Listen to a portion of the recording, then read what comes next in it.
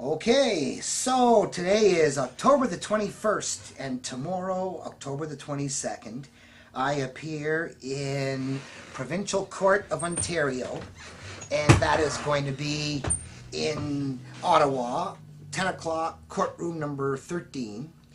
And I'm facing, in the worst case scenario, being sentenced to up to 10 years in jail for the crime I am said to have committed. And that is after they reduced the charges, because technically they should have charged me with a life sentence offense for what I had done. And it wasn't because they were doing me a break. They knew I wanted to face the life sentence. So they had their own reasons for only trying to get 10 years in jail. So that'll be tomorrow.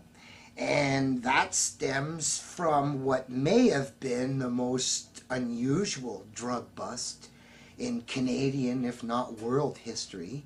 And that was when Johnny Engineer TURMEL, on May the 14th, 2003, went on to Parliament Hill to smoke a doobie in front of the Peace Tower and proclaim that the marijuana laws were dead.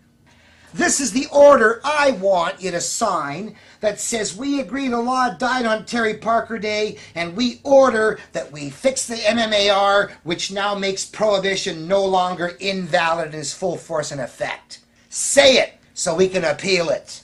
And then this is the order we did get out of the judge, demanding that it be knocked down on Terry Parker Day, and he just dismissed it, and he refused to sign in this order or the Hitzig order that the law had been resurrected, that it was now no longer invalid. Well, if he didn't have the guts to put it in an order saying it's no longer invalid, and I've got these two orders out of the courts of appeal who order that it is no longer valid, I'm saying these are the ones the Crown should be obeying. And that's why I filed my applications for leave to appeal on your last show. And this now got its number today, file number 30570, which is the TURMEL versus Hitzig appeal, if you want to call it that. Technically it's TURMEL versus the Queen, but it's TURMEL versus the Queen in the Hitzig argument. So I have the right to challenge the Hitzig effect, and I have. And then this next one is the appeal at the Court of Appeal on why I went on the Hill with 7 pounds of marijuana when they say only simple possession was now no longer valid, and simple cultivation was no longer valid. But when TURMEL went in, possession for the purpose of trafficking still had not been declared invalid, and therefore they're going to argue I'm facing a valid criminal statute that has not yet been struck down. So I said to them, and I tried to explain it, but these are judges not trained in math. The Controlled Drugs and Substances Act, CDSA, Section 4.1 says that it is illegal to possess anything on Schedule 2. And this is Schedule 2. It's got all sorts of things, and then in the M's you got marijuana, and then all other things. And then, of course, back to the CDSA, it says, Section 5.2, the one I'm charged with, it's illegal to possess anything for the purpose of trafficking, anything on Schedule 2. And then finally, in the Krieger case in Alberta, it says it's illegal to cultivate anything on Schedule 2. Well, there is the law we have to live by. These are the prohibitions, and these are the banned law, the banned drugs. Now, on August the 1st, 2001, when the Parker decision was handed down, what changed? You, the Canadian, me, the Canadian citizen, we're looking at the law, and we're saying, well, okay, they said that the prohibition in Section 4 of the CDSA against marijuana is no longer valid. Well, show us. How'd you fix that? And then Krieger says it's down here. The prohibition in Section 7 against marijuana is no longer valid. Well, show me. How are we supposed to know? Well, here's the only two ways it can be done. And there are no other possible ways the effect of those decisions could have taken effect.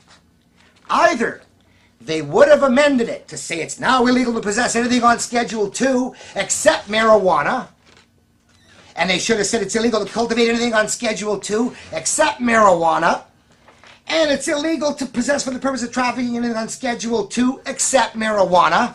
Or, if you're not going to add the words except marijuana to effect that it's no longer valid, the government has to knock it off the banned list.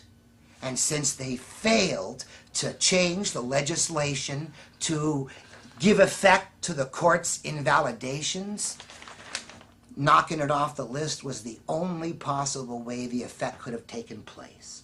Which means that marijuana had to be knocked off this list until this is fixed for all sections, not just this one. And of course, my final argument later is if the possession charge is no longer valid, then possession for the purpose of trafficking is now no more a thought crime, okay? The possession is legal, but now it's the thought that makes it illegal. Well, excuse me, I could possess a gun for the purpose of shooting people, and as long as I don't shoot people, that's not illegal. And I can possess marijuana for the purpose of something you say is illegal, but until I do it, it's not illegal. So once possession of the gun or of the marijuana, bad analogy, but nevertheless has been established as legal, well, you can't make the purpose a crime. It's the act that has to become the crime with the legal effect, the legal function, the legal matter. We'll just find out what kind of a railroading job it's going to be. And, or you never know, I just might get a good judge. A guy doesn't mind, you know, setting things straight. But I wouldn't bet on it. So, but still, I don't think I'm going to jail tomorrow. But if I did, worst case, I would write up my notice of appeal in jail, hand it to the warden. He'd have to get it filed, faxed over to the Court of Appeal. That might wait until the next Thursday, so I'd probably be ordered out by Thursday or Friday. I'd have to do a week in the dirt, you know. Dragged through the bowels of the filthy system and degraded for a week. Because I wanted to challenge the law. But, whatever, who knows? Who knows who I'll meet in jail? What kind of allies? You know, I mean, you know, pretty spectacular stuff, you know, going on Parliament Hill with 7 pounds saying, I got one for the Prime Minister. You know, I got the most elite clientele in the country, they're alleging, aren't they? They know the second one was for the Supreme Court of Canada, and the third one was for the, that's 50 grams per judge. You know, and the third one was for the Attorney General, and he could have had fun at the Ministry of Justice. And the fourth one could have got the whole Superior, you know, Ontario Provincial Court stoned. And the fifth one was going over to the RCMP building, and the sixth one was going down to the Ottawa Cop Shop, and then I was going to go home and start smoking the seventh one myself. And I'd announced this all to the press, you know, in my press release before I was going on the Hill in the morning. So I was really worried when I was going up there about them catching me, you know, before I got to the Hill. Always more work to do and things to finish.